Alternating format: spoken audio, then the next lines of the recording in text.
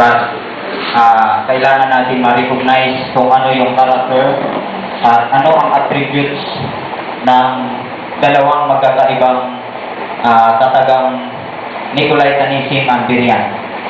So, distinction between Nicolaitanism and Berean spirit. Yes. So, ang pagkakaiba ng Berean at saka yung Nicolaitan.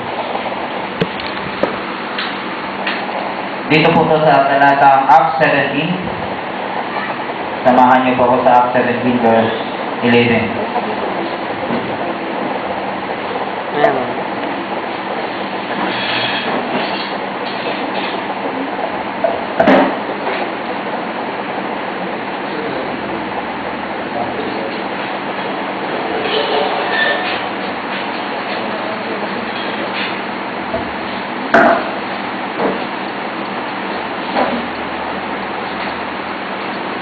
Saka itong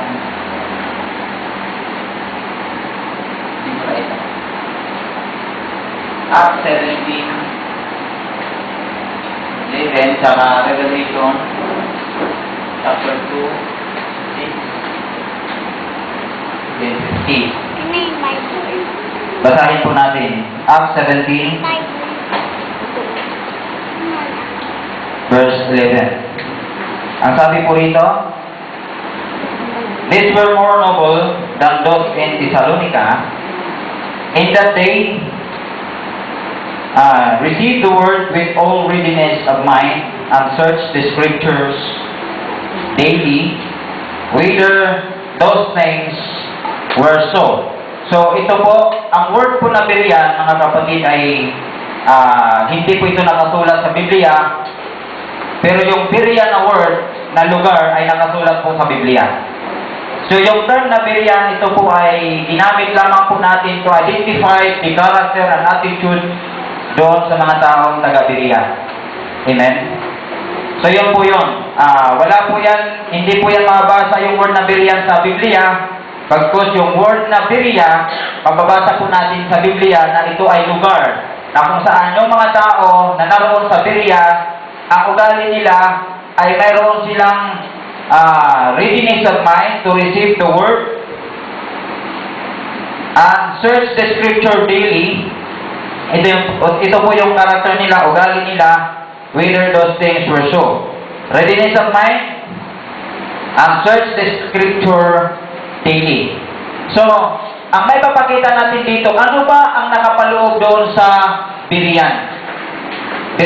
No? Ano ba ang karakter na nandoon sa loob ng Berean? Sapagkat ang word na Berean, ito ay character, attitude, or the attributes of man, kung ano mayroon siya. So, yun po yun. Ngayon, ang Revelation chapter 2, verse 6, ang sabi niya rito, but this thou hast that thou hatest, the deeds of the Nicolaitans, which I also hate. No? Nakikita natin dyan. No? Napupuot. So, sino ang nagsasalita dito? Yung anghel ng Diyos o yung Spirit of God doon sa unang anghel ng Episu, siya po yung pinagsabihan nito. Ang sabi niya, mayroon akong laban sa iyo. Ako ay naupuot sa iyong mga gawa ng Nicolaitan. Sa verse 15, sabi niya, sa verse 15 ng Revelation, so hast thou also them that hold the doctrines of Nicolaitans, which things I hate. No? Napag-alaman ko po na dito sa Revelation chapter 2, dalawa pong kategory mayroon sila. Yung spirit of Balaamism, Balaam, at saka yung Nicolaita. Magka-ugnay po sila, mga kapatid. Sapagkat, dito sa verse 14, ang sabi niya dito, but I have a few things against thee, because thou wast there them that hold the doctrines of Balaam, who taught Balak to cast a stumbling block before the children of Israel, to eat things sacrificed unto idols, and commit fornication. So, yung word na Nicolaitan, mga kapatid, itong word na Nicolaitan, One, Neko, to conquer. Ang sabi ng prophet.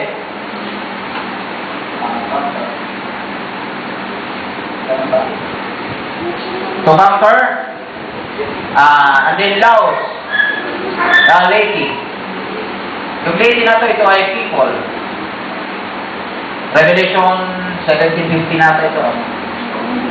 So, to conquer the lady, ang in-exercise nito ng Nicolaitan is dominion.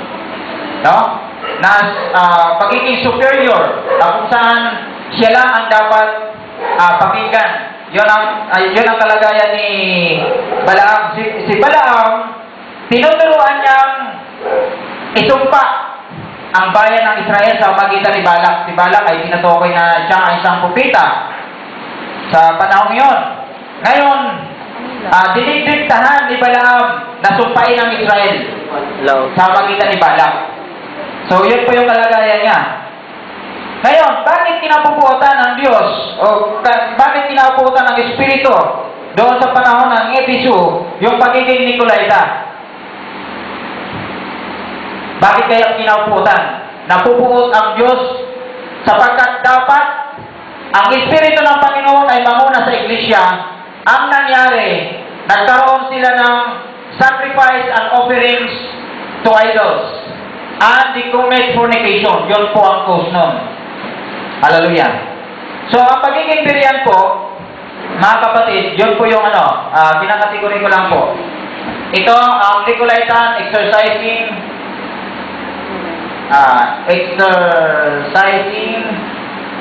dominion.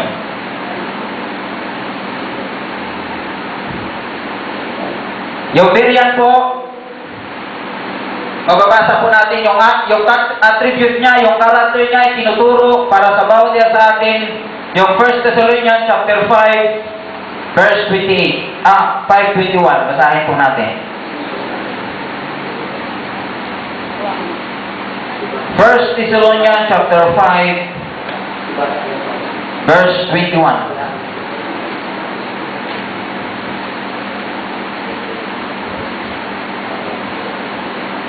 Sabi niya, from all things, hold fast that which is good. So, yun po. Nagpapatunay po siya ng lahat ng bagay. Amen? Pinapatunayan. Ano yung mga pinapatunayan niya? Yung mga bagay na natanggap niya, katotohanan, o yan ba ay mali? Jude chapter 3. Jude 3.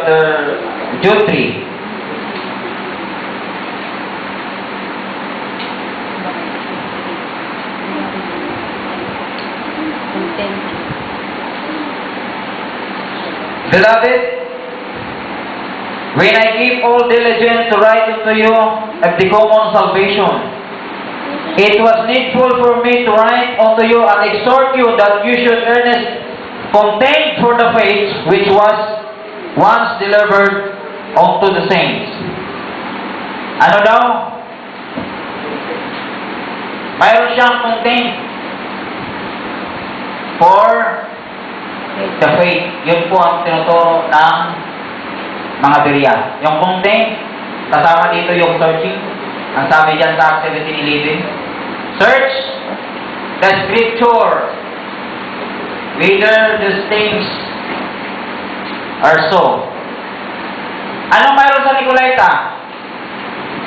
Dahil exercising dominion, hindi niya na nauturuan, may nabasa pa ako doon sa history na hindi na dapat silang sumamba.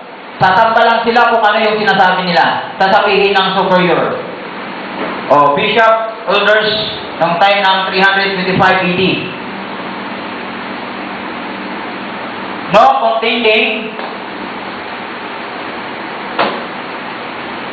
the faith. 3, avoid to listen. Avoid listen to others.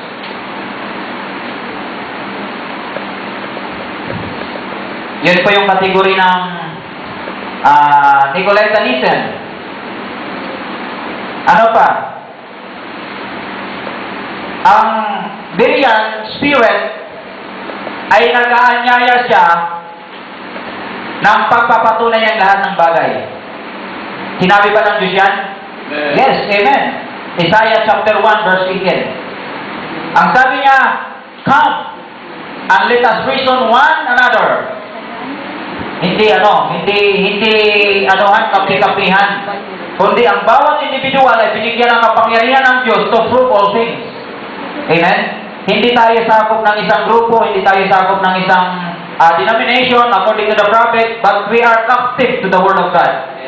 Yun po yung sabi nga. 1:8. Ano pa?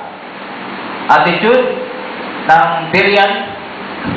80. They receive the Word with all readiness of their heart, searching the Scripture daily, comparing if it is wrong or not, open-minded.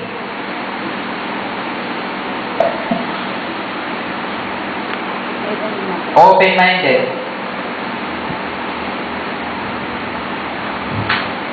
Hindi po siya nakahatol ng basta-basta na hindi napatunayan sa magitan ng salita ng Panginoon. Amen. Hindi siya naniniwala sa magitan ng sabi-sabi lang, kundi siya mismo nagpapatunay sa magitan ng Espiritu na nangusap sa kanya at sa magitan ng salita ng Panginoon na ibinibigay sa kanya. Amen? So, itong spirit na to, na Nicolaitanism, mga kapatid, and every church age, captive po ang mga true believers. Amen? Naniwala ba tayo? Captive tayo ron, mga kapatid. Bakit? Tinuruan nila na ang tao mag-relax. Tinuruan nila ang tao na magkaroon ng fornication.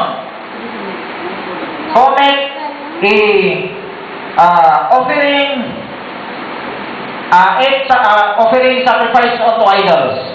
Amen? So yun po, ang pagkain po ng bawat mananampalataya ay ang salita ng Panginoon. Sabi sa Mateo 4:4, hindi lang nabubuhay ang tao sa magitan ng tinapay, kundi sa bawat salita ng Panginoon. And every words na nakapagbigay buhay sa bawat believers, yun po ang tinuturo ng Berean. Amen. Amen?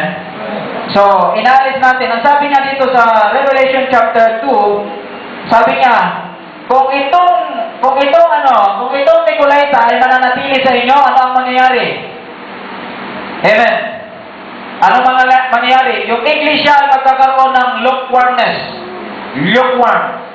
Pangalawa, the followers are interested to prove all things. Wala nang, ang members ay wala nang interest para patunayan ang lahat ng bagay. Nakadepende na lang kung ano sinasabi ng pinaka-leader. No? Sino bang leader sa panahon natin ngayon? The Roman Catholicism. Amen? Revelation chapter 13, verse 2. No? Na siya ay mayroong kapangyarihan to conquer over the world. Amen? Dapat hindi tayo ganoon. Ngayon, has no plan to contend for the faith, for the truth. Yun din tinuturo. Wala nang pagkakataon na ang member of the church na magpatunay ng salita ng Panginoon. Nakadepende na lang kung ano sinasabi ng leader. Yun po yun. Ang Berean spirit, hindi po siya nagtuturo na maging close-minded.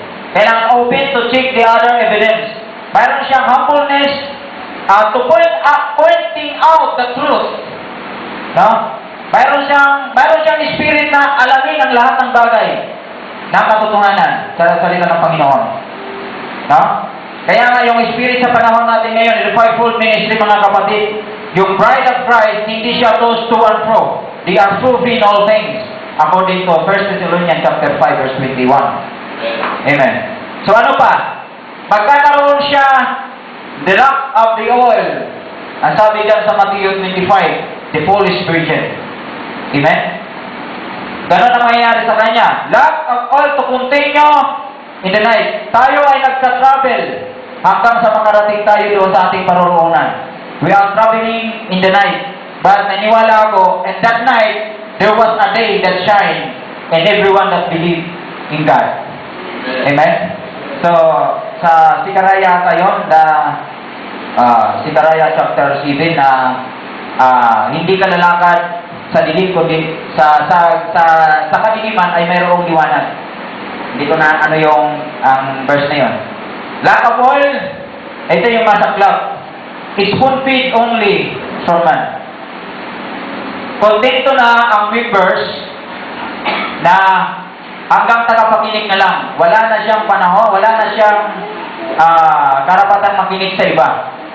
Yun po yung tinuturo ng Nicolaitanism. To avoid to listen to others. Number 4, yung word na ayaw pa-correct. Ito, term ko lang ito, Pastor, no? Ayaw pa-correct, lahat naman tayo. Pero if you are led by the Spirit, you are under subject ka doon sa correction. Amen? Even the prophet, nagtuturo, nasabi niya, kahit ako propeta, under pa rin ako sa correction. If I am wrong, prove me that I am wrong. Sabi niya, hindi siya basta-basta na hatulan na lang na walang evidence. Kailangan prove with evidence. Sabi nga ni Martin Luther, nung pinaparikan siya, ito yung napakaganda sa kanya, dapat ganun din yung magiging spirit natin. Gusto may pull out. Sabi niya, recant, doon sa kanyang nilagay na 95 pieces. No? Sino nakakalam nun? 95 pieces doon sa Wittenberg Castle. 95 pieces yung mga mali ng Katoliko. No? Ang sabi ng mga bishop, sabi niya, recant, kailangan bawiin mo yon. Sabi ni Martin Luther, I will not recant unless you prove it by the scripture. Sabi niya, ipakita ninyo sa akin ng malinaw. Ngayon, babawiin ko yung sinabi ko kung mali ako. Dapat ganun ang magiging ugali. At yun ang itinuturo ng Berean Spirit. Yung Berean. Hindi siya basta-basta na sabihan lang at mayroon na siyang muhi sa iba. No? Nagtuturo siya ng katotohanan na huwag mamuhin doon sa iyong kapatid. Mayroon siyang spirit of humbleness. Mayroon siyang spirit of correction. No?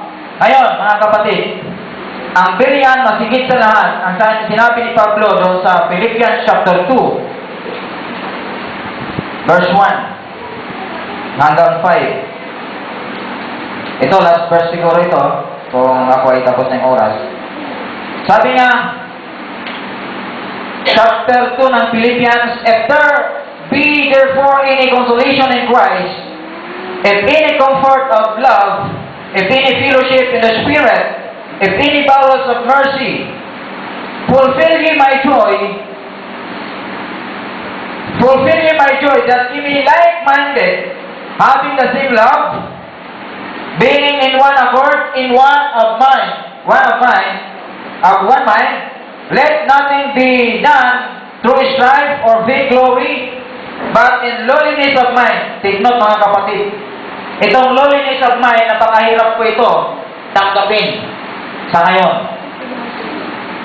Unless the Spirit of God dwelleth in you, magagawa mo ito. Lowliness of mind. Ano pa, mga kapatid? Let each esteem others better than themselves. Yun po yung sinabi ni Pablo. Ano bang esteem? Esteem other better than themselves. Esteem other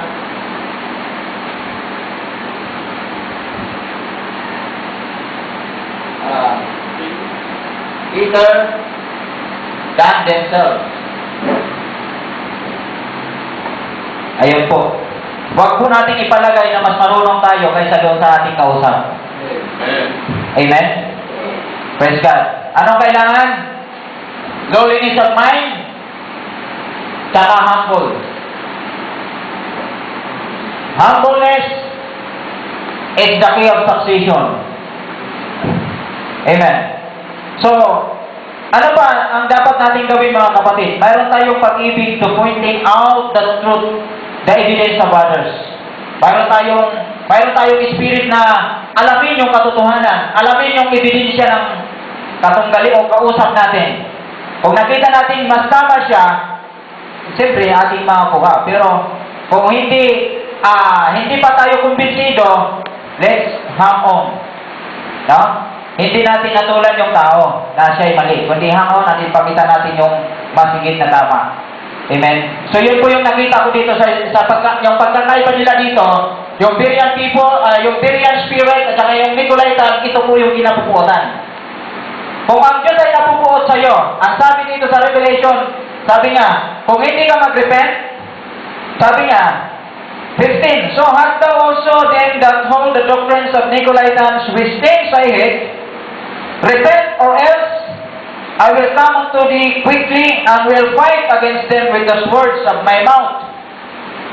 17, he that hath ear, let him hear what the Spirit said unto the churches. Itong Espiritu na to, sa bawat iglesia, siya ang nagkukurik at siya ang nagbibigay ng guidance sa bawat anghel ng iglesia. Amen? So, sa verse 17, ang sabi niya, hear what the Spirit said unto the churches. To him that overcometh, will I give to it the hidden manna. That is the promise, mga kapatid. Amen. Pag napagtagumpayan natin yung Nicolaitanism natin, the hidden manna were granted you by God. What is the hidden manna? Yun po yung nakalagay sa 1 Corinthians chapter 2. The hidden manna, the deep things of God, ibibigay sa iyo ng Panginoon. Amen? Hallelujah. Ang sabi niya, verse 17, and I will give to it the hidden manna, and I will give him a white stone. Mga kapatid, ano po itong white stone na to? It is the revelation, the flowing revelation in every one of us, mga kapatid. And in the stones a new name written, which no man knoweth, saving he that receiveth. Hallelujah. Yun po ang hidden manna, which is in the midst of the paradise of God, na ibibigay sa ating mga kapatid. The only thing na magkaroon tayo ng Berean repentance. Ano yung Berean repentance? It is the ignorance of man. Amen? Nakalagay po, may paalala po si Pablo. Sabi niya sa ito, last na to. Sa Acts chapter 20. Alam po, nakita po ito ni Pablo nung time na siya ay malapit na kunin ng Panginoon. Siya ay nagpapaalam na, last verse, babasahin ko na lang po. Acts chapter 20, 27 natin yan. 28. Take it therefore unto yourselves and to all the flocks over that which the Holy Ghost hath made you overseers, to feed the church of God, which he hath purchased with his own blood. 29. For I know this, that after my departing shall grievous wolves enter among you, not sparing the flocks. Also of your own selves shall men arise, speaking perverse things, to draw away disciples after them. So yun po ang kategory, mga kapatid, na nakita ni Pablo, na mananampalataya ay ilalayo sa katotohanan. God bless you all. Amen.